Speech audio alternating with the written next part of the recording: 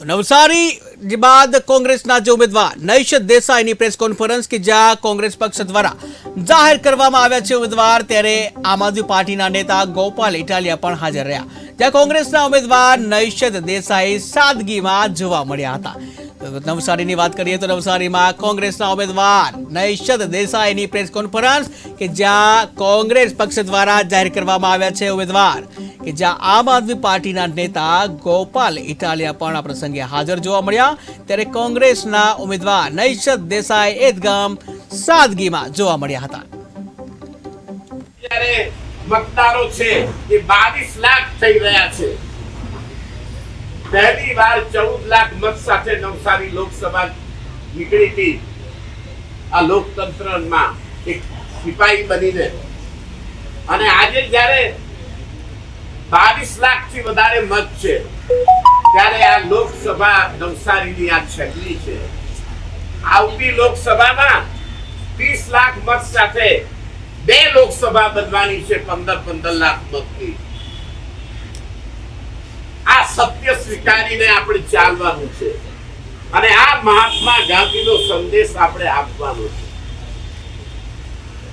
અમે સત્યાગ્રહ કરવા માંગીએ, શિક્ષણ, આરોગ્ય નું સંપૂર્ણ વેપારીકરણ કરીને ધંધો કરવામાં આવ્યા છે। બ્યુગલ ફૂંકાયું છે। આગામી 7મી મે મતદાન છે, ત્યારે 25 નવસારી લોકસભા વિસ્તારના ભાજપના ઉમેદવાર CR પાટીલ સામે કોંગ્રેસે પણ પોતાના ઉમેદવાર જાહેર કર્યા છે।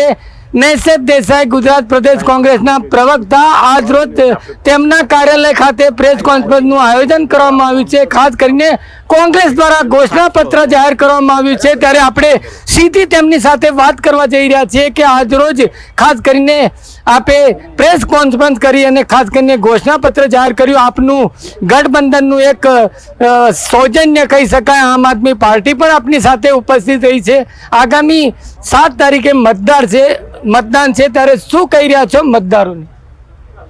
સમસ્યા અમારી, ખબર તમારી, આ લખ્યું જ તમે।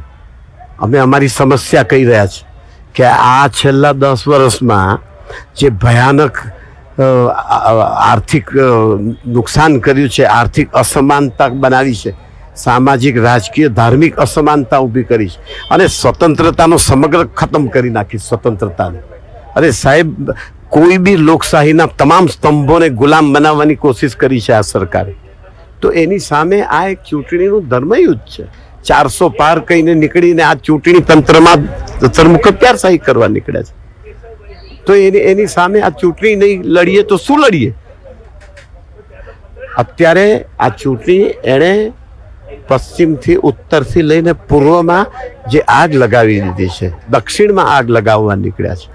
તો એની સામે આર્થિક એકતા, સામાજિક એકતા અને સ્વતંત્રતા આપણે કેવી રીતે પ્રસ્થાપિત કરીએ? ખાસ કરીને અન્ન આંદોલનથી જન્મેલી આમ આદમી પાર્ટી કોંગ્રેસને ઉખાડી ફેંકવામાં તેનો મહત્વનો ફાળો રહ્યો હતો। એ જ આમ આદમી પાર્ટી સાથે આ ગઠબંધનમાં જોડાયા, શું કહી રહ્યા?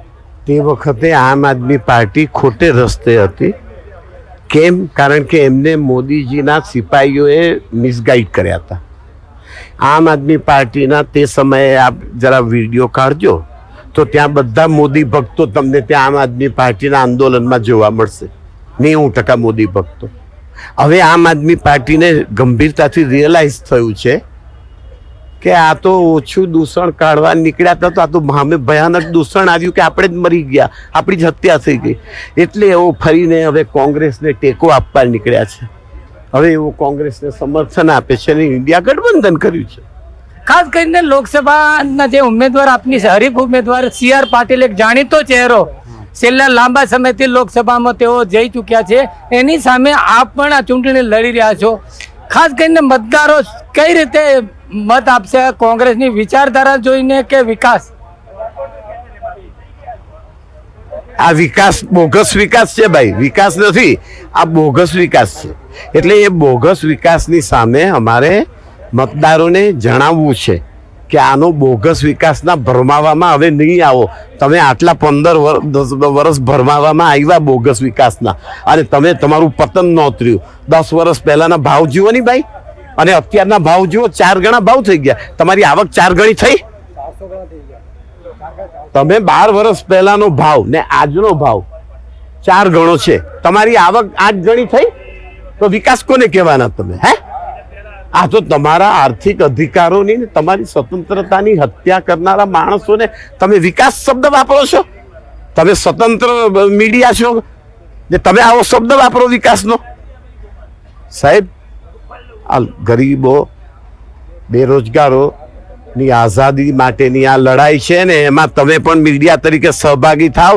નહીં તો આજ મેં, કલ તું, પરસો કોઈ ઓર. ત્યારે આ હતા 25 નવસારી લોકસભાના જે કોંગ્રેસના ઉમેદવાર, ખાસ કરીને ગાંધી વિચારધારામાં જોવા મળ્યો. તેમનો પહેરવેશ પણ સાદગી જોવા મળી. ત્યારે લોકસભાના જે ભાજપના ઉમેદવાર છે CR પાટીલ સામે કોંગ્રેસે નૈશદ દેસાઈને મેદાને ઉતાર્યા છે. ત્યારે જોવું રહ્યું આગામી 4 જૂને મતદારો કઈ તરફ ઝુકાવ કરી રહ્યા છે. કેમેરામેન આરિફ સાથે બલદેવ દેસાઈ, KTV ન્યૂઝ ગુજરાતી, સુરત.